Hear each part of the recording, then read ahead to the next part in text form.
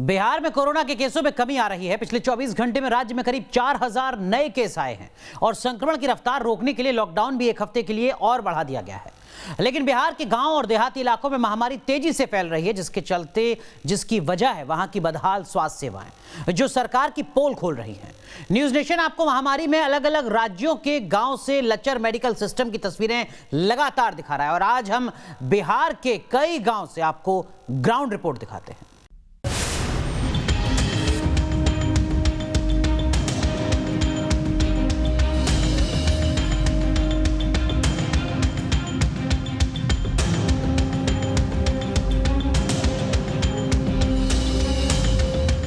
जर्जर इमारत,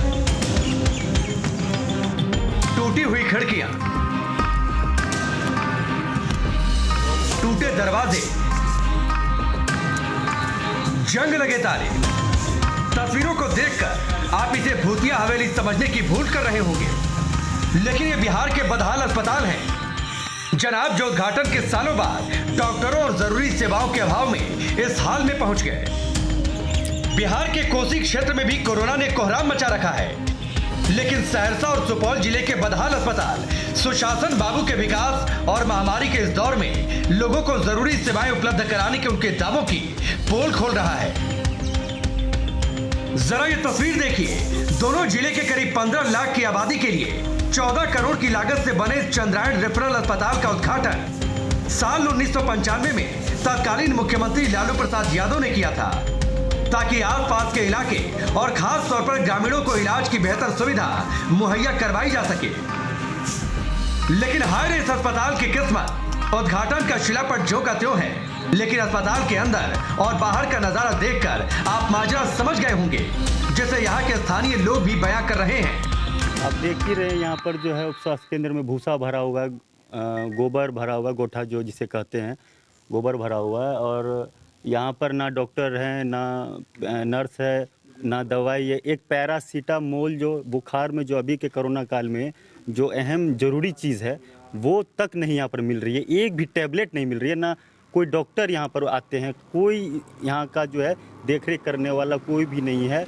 हम यही बताएंगे कि बिल्डिंग इतना पुराना है कि यहाँ पे जो पेशेंट आते हैं उसको एक तो खुद अपने बीमारी से पीड़ित रहते, दोस्तों उनको ये डर रहता है कि जो कहीं ये बिल्डिंग ना गिर जाए। बिल्डिंग का इतना जर्जर हालत है कि आप खुद ही आप अपने ये कैमरा के माध्यम से आप दिखा सकते हैं। ये रेफरल हॉस्पिटल के नाम से जाना जाता है, जो कि 1995 में ही बना था और ये 2021 बीतने के लिए जा रहा है। अभी तक ना ही कोई एक भी लाइट जल रहा है और लगता है कि कब गिर जाए ये मकान, कहना मुश्किल है। सालों पहले करीब 7 एकड़ की जमीन पर बने इस अस्पताल के लिए आलीशान भवन बनकर तैयार हुआ। लाखों के अत्याधुनिक मेडिकल उपकरण लगवाए गए, तामझाम के साथ उद्घाटन भी हुआ।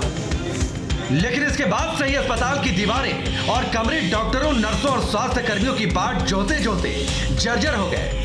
मशीन पड़े पड़े खराब हो गई और अस्पताल भूत बंगला में तब्दील होकर अब जमींदोज होने की कगार पर है। आपको बता दें कि सहरसा जिले की आबादी तकरीबन 21 लाख है। यहाँ कुल 201 स्वास्थ्य केंद्र और उप स्वास्थ्य केंद्र हैं। एक रेफरल अस्पताल चंद्रयान और एक पीएससी अस्पताल है।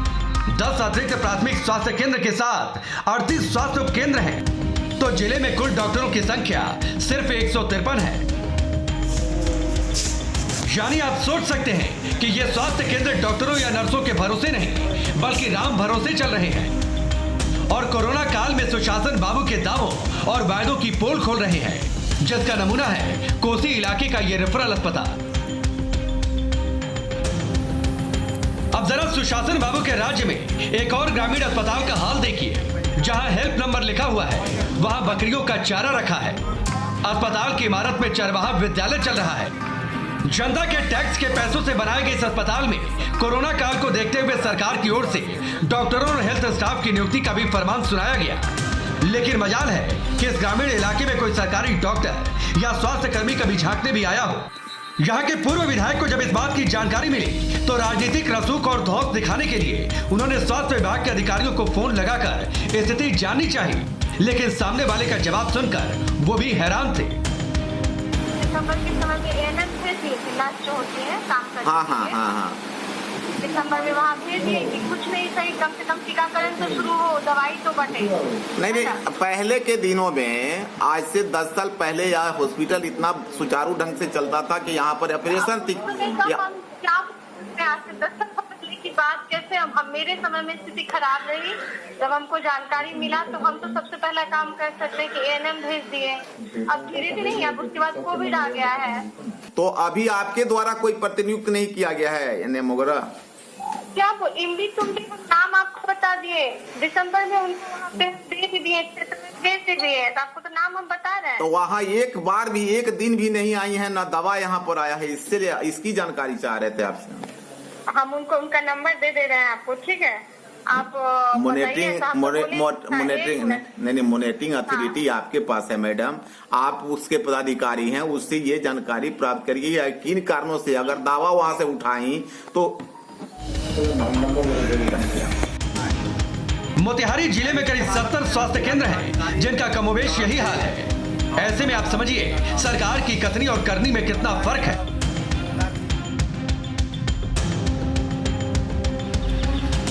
अब जरा मोतिहारी से 3 घंटे की दूरी पर स्थित समस्तीपुर जिले के ग्रामीण अस्पताल का हाल आपको दिखाते हैं, जहां भी कोरोना महामारी विकराल रूप धारण कर चुकी है।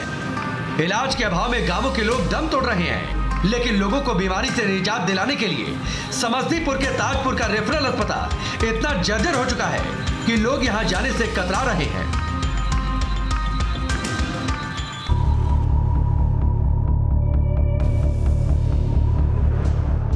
कोरोना की दूसरी लहर के बीच बिहार के ग्रामीण इलाकों में स्वास्थ्य सेवाओं का जायजा लेने न्यूज नेशन की टीम पहुंची।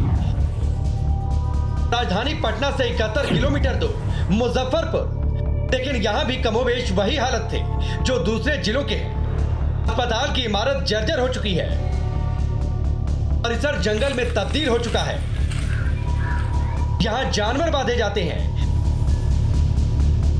तो इमारत के अंदर जानवरों का चारा रखा जाता है। मुजफ्फरपुर में डॉक्टरों और नर्सिंग स्टाफ की कमी इतनी है कि जिले के 14,000 लोगों के लिए सिर्फ एक डॉक्टर है। पंचायतों में चल रहे उप स्वास्थ्य केंद्र की हालत खराब है, कमरों में ताले लटके हैं, जगह जगह कूड़े का अंबार है और चिकित्सा सेवा पूरी तरह से ठप पड़ी है। उप स्वास्थ्य केंद्र का स्थिति तो है कि कभी खुलता ही नहीं है। यहाँ का जो एएनएम है, डॉक्टर है, हमको नहीं लगता है कि ग्रामीण चिंते भी होंगे कि कौन डॉक्टर है, चूँकि आते ही नहीं है, बंद रहता है। तो यहाँ का स्थिति सफाई दयनीय है और कोरोना का जो स्थिति चल रहा है, इस तरह का दयनीय स्थिति रहेगा तो हम ग्रामीण भी अब बच नहीं पाएंगे। जिस तरह का शहर में स्थिति है वही स्थिति मतलब ग्रामीण में भी वही स्थिति होने वाला है। 13 में बना था और आज तक इसमें ताला जो है खुला ही नहीं। करोड़ों के लागत से मुनौल प्रखंड में है, ये मुजफ्फरपुर जिला के, और पिलखी पंचायत में है। और एक है जो आपका अस्पताल है मुरौले प्रखंड में, वो बिशनपुर बखरी में है। दोनों अस्पताल, एक 7 साल से और एक जो है 10 साल से, अभी तक नहीं वो अस्पताल जो है ताला तक नहीं। ग्रामीणों को कितनी दिक्कत होती है? ग्रामीणों को देख लीजिए, वहाँ से 40 किलोमीटर आना पड़ता है। SKCM में अभी एक्सीडेंट हुआ, उसको एडमिट करवाया है, वहीं होता तो वहीं तो करवा लेते, उसका हल्का फुल्का इलाज, और यहाँ सदर आना पड़ता है, 40 किलोमीटर आना पड़ता है। मुजफ्फरपुर में करोड़ों की लागत से बने 2 अस्पताल 7 सालों से बंद पड़े हैं। ऐसे में ग्रामीण इलाकों के लोग 30 से 35 किलोमीटर की दूरी तय करके शहर में अपना इलाज कराने के लिए मजबूर हैं। लेकिन अव्यवस्था के इस आलम में भी सरकारी महकमे के लोगों के पास शिकायतों के सारे माकूल जवाब मौजूद हैं। एक लाइन से बधी गायें चारा खाने में मग्न हैं। तस्वीर देखकर तो आपको यही लग रहा होगा कि ये कोई गौशाला है, लेकिन इस इमारत की हकीकत जानने के लिए इस बोर्ड को देखिए जिसमें स्वास्थ्य केंद्र लिखा है। मधुबनी के खजौली गांव में 2000 की आबादी के बीच बने स्वास्थ्य केंद्र में ना तो आज तक किसी डॉक्टर और ना ही किसी स्वास्थ्य कर्मी का चेहरा दिखा। हाँ, तबेले में तब्दील इस केंद्र पर आपको पशु जरूर दिख जाएंगे, जो महामारी के इस दौर में यहाँ की बदहाली बयां करने के लिए काफी है। सेवा में आज से 10 साल पूर्व था, परंतु इतना बेहतर स्वास्थ्य सुविधा सरकार के द्वारा देने के बावजूद भी यहाँ के स्थानीय जनप्रतिनिधि या यूँ कहिए कि जो स्वास्थ्य प्रभारी है, उनकी लचरता के वजह से हमारे यहाँ न तो कोई दवा उपलब्ध हो पाती है यहाँ पर स्थानीय ग्रामीण को, और न ही इस प्रकार का कोई सूचना उपलब्ध हो पाता है कि चाहे कोरोना काल में हो, कोई जांच हो या किसी भी तरह का स्वास्थ्य लाभ हो, यहाँ पर नहीं हो पाता। कोरोना संक्रमण को लेकर गांव में क्या तैयारियां हैं, ये समझने के लिए न्यूज नेशन की टीम पटना से 30 किलोमीटर दूर गोपालपुर गांव भी पहुंची। यहाँ एक पेड़ के नीचे छांव में लोगों का मजमा लगा है। कोरोना को लेकर यहाँ लोगों में जागरूकता दिखी। कुछ लोगों के चेहरों पर मास्क है तो कुछ लोगों ने गमछे से ही मुंह को ढक रखा है। गांव वालों की शिकायत सरकार से है। इनका कहना है कि सरकार ने उन्हें झोला छाप डॉक्टरों के भरोसे छोड़ दिया है। सुनी पड़ी हैं गांव की गलियां, कारण संक्रमण का डर और फैल रहा संक्रमण। गांव-गांव घूमकर हम ये देख रहे हैं कि गांव में संक्रमण का भय कितना और संक्रमण को लेकर लोगों के अंदर तैयारी कितनी, यानी वो खुद से कितने तैयार और हमारी सरकार कितनी तैयार। क्या स्थिति है इस वक्त? कोरोना है। मौत हुई आप लोगों में? ना, मौत नहीं है। बीमार हुआ है, पॉजिटिव आया? एक पॉजिटिव आया हुआ हॉस्पिटल में बेटा बस्ती है। यहाँ पे बेटा व्यवस्था कितनी है? कुछ नहीं है। कुछ नहीं है। बेटा कोविड-19 का है बगल में हॉस्पिटल। यहाँ आप लोग गांव में कुछ व्यवस्था नहीं है? कुछ नहीं है, कोई भी व्यवस्था नहीं है यहाँ। कोई प्रचार वगैरह के लिए आता है कि कैसे कोरोना से बचें, क्या करें? कोई नहीं आता है, कोई नहीं। फिर आप लोग भगवान भरोसे भगवान इलाज जो करता है यहाँ लोकल फिर कैसे? ये झोला छाप डॉक्टर है, प्रेस्क्रिप्शन डॉक्टर है, वही लोग करता है। बिहार की राजधानी पटना से सिर्फ 20 किलोमीटर दूर छतना गांव। इस गांव में ना तो अस्पताल है, ना ही कोई डॉक्टर। इस गांव में रहने वाले करीब 1200 लोगों की मजबूरी कहिए कि इन्हें इलाज के लिए ऐसे झोला छाप डॉक्टर के पास आना पड़ता है, जो कान में पानी जाने से लेकर कोरोना तक का इलाज करने से पीछे नहीं हटते। सीनियर कम्युनिटी हेल्थ वर्कर, ये उस शख्स को दिया गया है पद जो कि इस वक्त बिहार के परसा प्रखंड के छतना गांव में लोगों का इलाज कर रहे हैं। बिहार में डॉक्टरों की इस तरह किल्लत है और कोरोना के कहर ने गांव-गांव में ऐसा कहर बरपाया है कि अब लोगों की बढ़ रही है ग्रामीणों की परेशानी। और ऐसे में बिहार में 20 से 25 हज़ार ऐसे कम्युनिटी हेल्थ वर्कर्स को ट्रेन किया गया है जो लोगों का इलाज कर रहे हैं। यहाँ पर राम प्रकाश जी हैं जिनके पास हम पहुँचे हैं इस गांव में, और देखिए ये हर चीज़ का इलाज कर देते हैं। गांव में जिसको जो परेशानी होती है आपको दिखेगा, यहाँ पर ये लोगों को पानी भी चढ़ा देते हैं। इनके पास एक बेंच की व्यवस्था है जिस पर लोगों को सुलाया भी जाता है और वहाँ पर सुला के उनका प्राथमिक उपचार भी किया जाता है ज़रूरत पड़ने पर। बिहार की नीतीश सरकार ने झोला छाप डॉक्टरों को कम्युनिटी हेल्थ वर्कर का नाम दे दिया। इनसे मिलिए, ये है राम प्रकाश। 10वीं की परीक्षा पास करने के बाद 17 साल की उम्र से लोगों का इलाज कर रहे हैं और ये सिलसिला पिछले 30 सालों से बदस्तूर जारी है। आप लोग जो इलाज करते हैं वो क्या हर बीमारी का इलाज करते हैं? यस सर, हाँ, मतलब हमसे जो जितना होता है, ऐसे तो पेशेंट हर तरह के आते हैं, तो हमारे लायक जो रहते हैं उन्हें हम इलाज करते हैं और बहुत ज़्यादा आवश्यकता होने पर, जटिल बात होने पर हम भेज देते हैं रेफर कर। कोरोना के पेशेंट्स आपके गांव में आए होंगे बहुत सारे? हाँ, आए थे। लक्षण बहुत सारे लोगों को आया था, करीब 20 से 25 लोगों का, और एडमिट जिसमें एक व्यक्ति थे जिनको हॉस्पिटल जाना पड़ा। अब आप लोगों को कम्युनिटी हेल्थ वर्कर का नाम दिया गया है? यस सर, सामुदायिक स्वास्थ्य कार्यकर्ता कम्युनिटी हेल्थ वर्कर के रूप में हमें। तो पहले से आपके पास तो अभी कोई MBBS की डिग्री नहीं? नहीं, ऐसे IABA BA किए हुए और कोई डिग्री? IABA BA किए हुए हैं, डिग्री नहीं है। एक तरफ तो बिहार के गांवों में स्वास्थ्य सुविधाएं राम भरोसे हैं, तो दूसरी तरफ कोरोना को लेकर लोगों की लापरवाही भी भारी पड़ रही है। अब जरा मोतिहारी से आई इन तस्वीरों को देखिए। राज्य में लॉकडाउन लगा है, पाबंदियां सख्त हैं, बावजूद इसके इस बोलेरो जीप में ठसाठस भरकर ये लोग शादी समारोह में जा रहे थे, जिसके बाद प्रशासन ने इन्हें सजा भी दी। बाराती जा रहा है सर।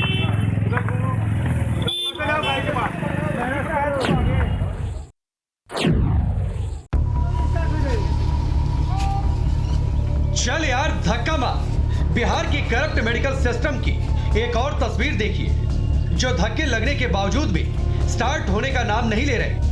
यह है हाजीपुर के सदर अस्पताल में बेचारगी और लाचारी की गवाही देती एक तस्वीर, जहां कई दिनों से बंद पड़ी इस एम्बुलेंस को लोग धक्का लगा रहे हैं, रस्सी के सहारे खींचकर इसे स्टार्ट करने की जुगत लगा रहे हैं। लेकिन ये एम्बुलेंस भी यहाँ के सिस्टम की तरह टस से मस नहीं हो रही।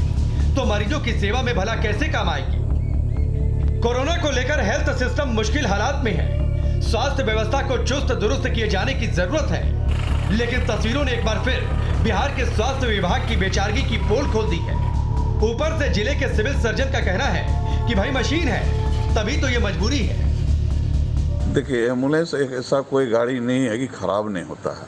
खराब हो गया तो होता है कि उसको टॉर्चन करना ही है और उसको गैरेज में ले जाना है। चूँकि एम्बुलेंस जो है हमेशा चलते रहता है 24 आवर, तो स्वाभाविक है कि कभी न कभी ब्रेक डाउन हो जाता है। क्योंकि मशीनरी चीज़ है, इस पर कहना बड़ा मुश्किल हो जाता है कि कौन खराब होगा या चलते रहेगा। हाजीपुर के सरकारी अस्पताल में बेहाल एम्बुलेंस की कहानी पूरे बिहार के स्वास्थ्य व्यवस्था की बदहाली बयां कर रही है। तमाम दावा और उपायों के बाद भी बिहार में स्वास्थ्य व्यवस्था 2.5 दिन चले 2.5 कोस की कहानी कह रही है। ऐसे में लोगों को यह समझना होगा कि कोरोना के संक्रमण दर में भले ही थोड़ी सी कमी आई हो, लेकिन लोगों की लापरवाही और स्वास्थ्य सेवाओं की लाचारी के बीच यह महामारी बिहार में परेशानी और ज्यादा बढ़ा सकती है। न्यूज नेशन ने आपको लगातार बिहार के ग्रामीण अस्पतालों की चरमराई सिस्टम की ग्राउंड रिपोर्ट दिखाई है, लेकिन आप खुद ही समझदार हैं। इसीलिए ढिलाई नहीं करनी और कोरोना गाइडलाइंस का सख्ती से पालन कर खुद अपना ख्याल रखना है, ताकि अस्पतालों का मुंह देखना ही ना पड़े। Team news nation. सुशासन की सरकार में सेहत का कितना और कैसे ख्याल रखा जाता है, न्यूज नेशन ने इसकी पड़ताल में शहरों से लेकर गांव के गली कूचों तक की खाक छानी और इस विश्वसनीय रिपोर्ट को तैयार किया। हाजीपुर के बाद हमारा अगला पड़ाव रहा बोध गया, जो कि राजधानी पटना से करीब 98 किलोमीटर की दूरी पर है।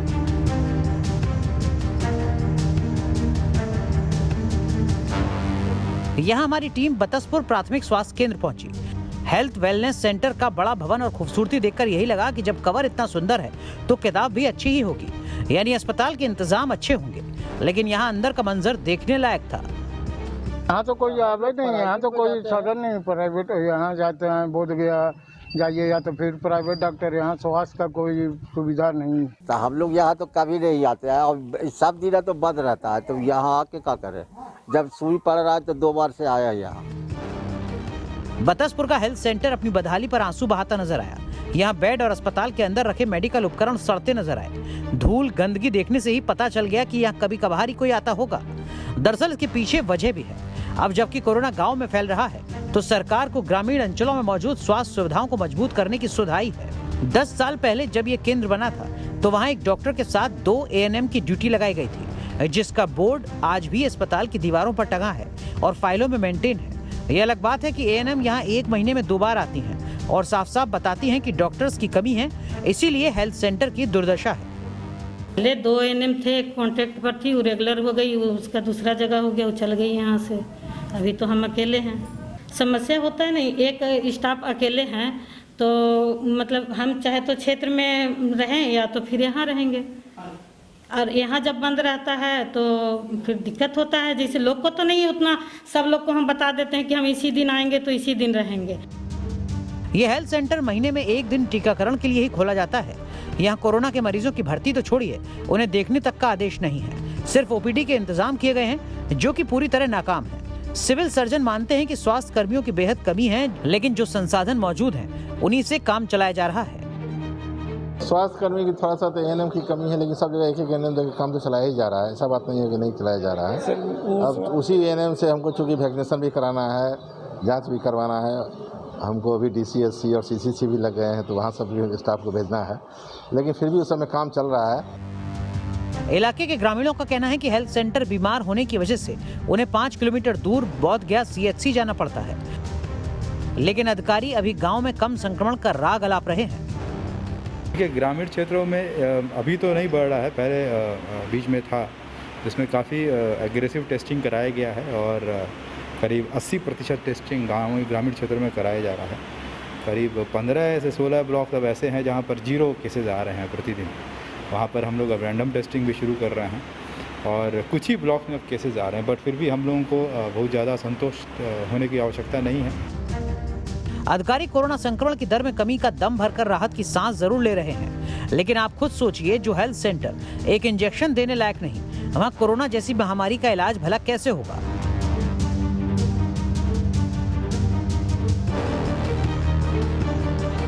दरअसल बिहार में स्वास्थ्य सेवाओं की सेहत कागजों में एकदम दुरुस्त है, लेकिन ग्राउंड जीरो पर हालात इसके बिल्कुल उलट हैं। इन तस्वीरों को ही देखिए, साफ सफाई है, बेड खाली है, वेंटिलेटर भी मौजूद है, लेकिन यहाँ फिर भी कोरोना के गंभीर मरीजों का इलाज नहीं हो पाता, क्योंकि अस्पताल में रखे 8 वेंटिलेटर शोपीस की तरह हैं। इन्हें ऑपरेट करने वाला कोई नहीं। 6 वेंटिलेटर हम लोग को पीएम केयर्स फंड से प्राप्त हुआ था जी, और 2 वेंटिलेटर हम लोग को CSR मद से प्राप्त हुआ, तो कुल 8 वेंटिलेटर्स हैं। वेंटिलेटर चलाने के लिए विशिष्ट डॉक्टर के होने की नितांत आवश्यकता है, क्योंकि इसमें इंट्यूबेशन करना होता है, जो काफ़ी तकनीकी चीज़ है और उससे पेशेंट की जान भी जा सकती है अगर ठीक तरीके से नहीं किया गया। यहाँ पर जिले में एक भी एनेस्थेटिस्ट वर्तमान में पदस्थापित नहीं है, इस कारण से चालू नहीं हो पाया था। एक तरफ सांस की तकलीफ से जूझते लोगों की जान जा रही है, तो दूसरी तरफ अस्पताल में मौजूद 8 वेंटिलेटर्स को चलाने के लिए किसी का ना होना, इससे भद्दा और क्रूर मजाक भला क्या हो सकता है। जो भी पेशेंट यहाँ आते हैं और वो वेंटिलेटर्स चालू नहीं रहने के कारण पेशेंट को यहाँ से ट्रांसफर कर दिया जाता है, रेफर कर दिया जाता है। जो रास्ते में दम तोड़ देते हैं तो कोई बेगूसराय जाकर के दम तोड़ देते हैं। इसलिए हम सरकार से और जिला प्रशासन से मांग करते हैं जो अविलंब इस वेंटिलेटर को चालू किया जाए। जरा कल्पना कीजिए, अगर पीएम केयर फंड से मिले ये वेंटिलेटर चालू होते तो उन कितने कोरोना मरीजों की जिंदगी बचाई जा सकती थी, जो वेंटिलेटर सुविधा के अभाव में खगड़िया से भागलपुर या पटना रेफर हुए, लेकिन रास्ते में ही दम तोड़ गए। 8 वेंटिलेटर खगड़िया जिला अस्पताल को उपलब्ध कराया, लेकिन वेंटिलेटर को चलाने के लिए कोई टेक्नीशियन नहीं है, ना कोई उसके एक्सपर्ट चिकित्सक हैं जो कि वेंटिलेटर का प्रयोग कर सके। इसके कारण खगड़िया में जो पीड़ित आते हैं, कोरोना पीड़ित आते हैं, जो भी पेशेंट आते हैं, वेंटिलेटर के अभाव में जब उन्हें जिला अस्पताल से दूसरे अस्पताल के लिए रेफर किया जाता है। हालांकि अब यहाँ वेंटिलेटर के विशेषज्ञ डॉक्टर और तकनीशियंस की बहाली को लेकर इश्तेहार निकाले जा रहे हैं, लेकिन उन लोगों का क्या जो यहाँ इलाज की उम्मीद लेकर आए और लाश की शक्ल में लौट गए।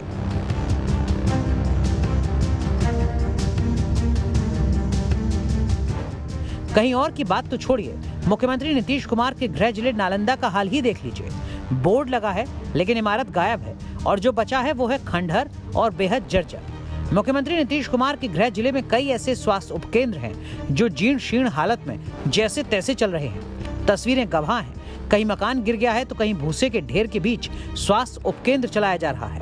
बिहार शरीफ हेडक्वार्टर से महज 5 किलोमीटर दूर कोरई पंचायत का महानंदपुर के हेल्थ सेंटर को देखकर अंदाजा लगाया जा सकता है कि यहाँ किस तरह की हेल्थ फैसिलिटी मिलती होगी। यहाँ तो आपको देखिए कि यहाँ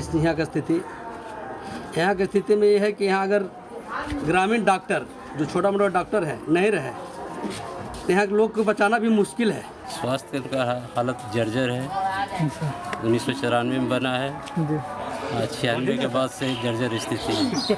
इस पर सरकार का ध्यान नहीं है, स्वास्थ्य केंद्र का भी ध्यान नहीं है। तो एक बार कहे थे कि वीडियो साहब कहे थे कि तो हॉस्पिटल ठीक नहीं है, गिर जब कब गिर जाएगा, तो इसलिए डॉक्टर भी नहीं आता है, नहीं कोई कंप्यूटर है। इस कमरा तो है लेकिन न दरवाजा है न खिड़की, हर एक तरफ गंदगी का अंबार और एक कमरे में रखा पुआल। हालात ऐसे हैं तो डॉक्टर तो यहाँ क्या ही आते होंगे। यही कारण है कि पंचायत के करीब दर्जनों गांव के 5000 लोगों को इलाज के लिए दर दर भटकना पड़ता है। ग्रामीणों का कहना है कि अधिकारी से लेकर नेता तक लिखित शिकायत की गई, लेकिन किसी ने सुध नहीं ली। आप समझ सकते हैं, जब सीएम नीतीश कुमार के गृह जिले के स्वास्थ्य उपकेंद्र का ये हाल है तो दूसरे जिलों को अगर राम भरोसे कहा जाए तो शायद गलत नहीं होगा। ये अच्छी बात है कि देश के दूसरे राज्यों की तरह बिहार में भी कोरोना के केस कम हो रहे हैं, लेकिन यहाँ कुछ ऐसी समस्याएं हैं जिनसे तीसरी लहर आने से पहले निपटना होगा। कई जगह वेंटिलेटर तो उपलब्ध हैं, लेकिन उनके विशेषज्ञ न मिल पाने के कारण परेशानी पैदा हो रही है। सासाराम के सदर अस्पताल में भी वेंटिलेटर महज शोपीस बनकर रह गया है। आप जानकर हैरान रह जाएंगे कि ऑपरेटर्स की कमी के चलते सभी वेंटिलेटर आज तक इस्तेमाल नहीं हो पाए हैं, जिसके बाद 7 वेंटिलेटर में से 5 को निजी अस्पतालों को दे दिया गया। सदर अस्पताल में अब भी 2 वेंटिलेटर हैं, लेकिन उनकी पैकिंग नहीं उतर पाई है। अधिकारी बार बार कह रहे हैं कि वो वैकेंसी निकाल रहे हैं, लेकिन उन्हें तकनीशियन नहीं मिल रहे। हालांकि सोचने वाली बात यह भी है कि निजी अस्पतालों को आखिर वेंटिलेटर चलाने वाले कैसे मिल जा रहे हैं।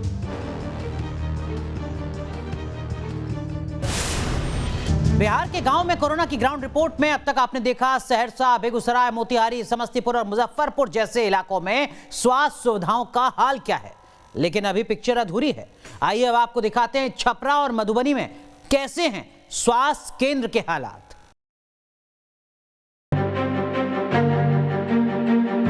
छपरा में अब तक हमारी पड़ताल से ये साफ हुआ कि यहाँ जो हेल्थ वेलनेस सेंटर हैं वो या तो बंद हैं और जो खुले हैं उनमें सुविधाओं की भारी कमी है। कुछ ऐसी ही तस्वीर बिहार के बड़े शहर छपरा के रामपुर कला गांव में दिखी, जो शहर के करीब 10 किलोमीटर दूर है। बाहर से देखने पर यहाँ का हेल्थ सेंटर ठीक नजर आया, लेकिन दिन के 11 बजे के बाद भी इस केंद्र का ताला नहीं खुला था। आशा वर्कर और वैक्सीन कुरियर सभी केंद्र के बाहर आराम से बैठे हुए थे। जब मीडिया के कैमरे को उन लोगों ने देखा तो आनंद फानन में केंद्र को खोलकर उसकी सफाई करने लगे। ताला बंद था, मतलब ना ये तो मतलब 9 साढ़े 9 बजे तक खुल जाती है। आज लेट क्यों हो गया? आज लेट हो गया इसलिए सर कि इन लोगों के पास चाबी था, हम फोन किए हैं लेकिन इन लोग आने से लेट हो गया। यहाँ पे क्या व्यवस्था है इलाज के लिए? कुछ है व्यवस्था यहाँ पे? यहाँ पे क्या मिलता है? इलाज होता है कुछ? जी हाँ, डॉक्टर आते हैं तो अपना देखभाल करते हैं, रोगी को देखते हैं। हम आपको बता दें कि आयुष्मान भारत के तहत ग्रामीण इलाकों के स्वास्थ्य केंद्रों को हेल्थ और वेलनेस सेंटर के रूप में तब्दील कर दिया गया है। बिल्डिंग को खूबसूरत लुक जरूर दिया गया है, कई कमरे भी बनवा दिए गए हैं, लेकिन यहाँ कुछ नहीं है तो इलाज करने वाले डॉक्टर। हेल्थ सेंटर पर रखे रजिस्टर ने यहाँ की पोल खोली। जब ओपीडी रजिस्टर का मुआयना किया गया तो उसमें 21 अप्रैल 2021 के बाद किसी भी मरीज की एंट्री नहीं दिखी, जिससे ये साबित होता है कि डॉक्टर इस सेंटर पर कभी कभार ही आते हैं।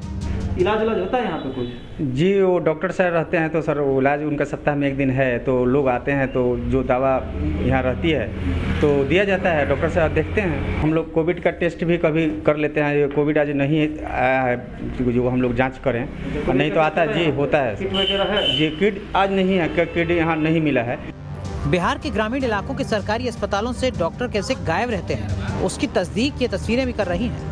ये मधुबनी के उमगांव का CHC है, जहां सड़क हादसे में घायल महिला का इलाज डॉक्टर नहीं एम्बुलेंस चालक करता नजर आया। तो एक बार कहे थे कि वीडियो साहब को कहे थे कि तो हॉस्पिटल ठीक नहीं है, कब गिर जाएगा, तो इसलिए डॉक्टर भी नहीं आता है, नहीं कोई कंप्यूटर है इस स्थिति में। अभी तो देख ही रहे कि मतलब वहाँ डॉक्टर भी नहीं पहुँच रहा है 2-3 महीना से। नहीं, अभी कोई नहीं, इसमें कोई नहीं आ रहा है अभी। तो आप आवेदन दिए थे कहीं? अब बोले थे कि इसमें कोई नहीं आ रहा है, तो आवेदन फिर लिख के देंगे। विभागीय पदाधिकारियों की नाक के नीचे मरीजों की जान से खुलेआम खिलवाड़ का ये नायाब नमूना है। सवाल यही है कि इतनी लापरवाही क्यों, इतनी दुर्दशा क्यों? ये सवाल हमने बिहार के स्वास्थ्य मंत्री से भी किया, तो सुनिए उनका क्या कुछ कहना है। सर, गांव-गांव संक्रमण फैलने लगा है और हमारा जो इंफ्रास्ट्रक्चर है वो बहुत हद तक सपोर्ट नहीं कर पाता है, तो इसके लिए क्या तैयारी? नहीं, अब हमारे पास रजनीश जी 13 महीने के अनुभव है और इन 13-14 महीनों के अनुभवों में हम सब लोगों ने अनुभव भी प्राप्त किया है, संसाधन भी इकट्ठा किया है, आधारभूत संरचनाओं का भी विस्तार किया है और इस बीमारी के रोकथाम के लिए जो सबसे बड़ा जरूरी चीज़ है वो है टेस्टिंग, फिर ट्रैकिंग, ट्रीटमेंट। ये सारा काम हम बहुत बेहतर तरीके से कर रहे हैं। जगह घूमने पर यह लगता है कि जो PHC और APSC लेवल पर जो इंफ्रास्ट्रक्चर है उनको और ज़्यादा मजबूत और बेहतर करने की ज़रूरत है। जो डॉक्टर्स की अवेलेबिलिटी हो या टेस्टिंग फैसिलिटीज़ हो या उनको खोले रखना है, उसकी और मॉनिटरिंग की ज़रूरत है। डेफिनेटली आप बीमारी के समय से नहीं गुजर रहे हैं, आप महामारी के समय से गुजर रहे हैं। तो जो आप बात कर रहे हैं वो महामारी के समय कर रहे हैं। तो निश्चित रूप से कोई भी सरकार जो सारी व्यवस्था खड़ी करती है वो बीमारी परेशानी को ध्यान में रख के, मरीजों को ध्यान में रख के, क्योंकि रोग तो बहुत प्रकार के होते हैं, सभी प्रकार के रोगों को ध्यान में रख के, लेकिन यह जो एक विशेष प्रकार की महामारी आई है, निश्चित रूप से ऐसे परिस्थिति में जो आपका सुझाव है वो सही है। उधर बिहार में कोरोना से कम होते नए मामलों के बीच एक बार फिर लॉकडाउन 1 हफ्ते के लिए बढ़ा दिया गया है। सबसे पहले बिहार में 5 मई से 15 मई 10 दिनों के लिए लॉकडाउन लगाया गया था।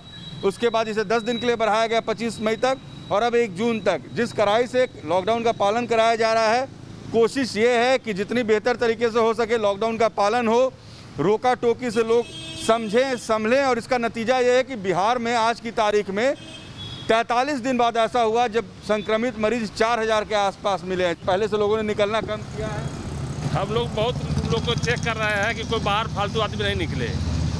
रोकते हैं, उसको टोकते हैं, कई बाबू समझाते हैं, जो अगर फालतू निकल गया उसको भी समझाते हैं। देखिए जो सुरक्षा कर्मी जो लोग सड़क पे होते हैं, पुलिस वाले, ट्रैफिक वाले, ये तमाम लोग मानते हैं कि लोगों ने निकलना घर से कम किया है। रोकने टोकने से लोग थोड़ा सा संभलते भी हैं, समझते भी हैं, और नतीजा ये हुआ कि बिहार में लॉकडाउन का बेहतर प्रभाव देखने को मिला है। यानी पिछले 20 दिनों में जिस तरीके से संक्रमित मरीजों की संख्या कम हुई है, संक्रमण कम हुआ है, रिकवरी रेट बेहतर हुआ है, सरकार वैक्सीनेशन की कोशिशों में जुट गई है, वैक्सीन लोग लेना शुरू कर चुके हैं, यानी एक व्यवस्था बननी शुरू हो गई है और ये व्यवस्था आगे कायम रहे, इसके लिए लॉकडाउन एक हफ्ते का ज़रूरी है। ये सच है कि कोरोना की दूसरी लहर अब थम रही है, लेकिन कई राज्यों से बच्चों पर कोरोना के असर की खबरें भी आनी शुरू हो चुकी हैं। इसके अलावा तीसरी लहर की चेतावनी भी एक्सपर्ट पहले ही दे चुके हैं। ऐसे में कोरोना की तीसरी लहर से अगर बचना है तो वैक्सीनेशन और स्वास्थ्य सुविधाओं पर जोर देना होगा, और बिहार में फिलहाल दोनों ही जगह हालात ठीक नजर नहीं आते। एक तरफ जहां स्वास्थ्य सुविधाएं खस्ताहाल हैं, तो वहीं वैक्सीनेशन पर सियासत भी भरपूर है। Team news nation. अपने गिरोह की ताकत के जोश में 4 मई की रात सुशील कुमार ने जो कुछ किया उससे अब उसकी जिंदगी ही खतरे में आ चुकी है। कई कातिल इस वक्त उसके कत्ल की कसम खा चुके हैं। उसे जेल से लेकर बाहर तक हर तरफ खतरा है, और ये खतरा खुद उसने मोल लिया है। आइए अब आपको हम कड़ी दर कड़ी ये समझाते हैं कि आखिर गैंग्स ऑफ छत्रसाल का ये किस्सा है क्या।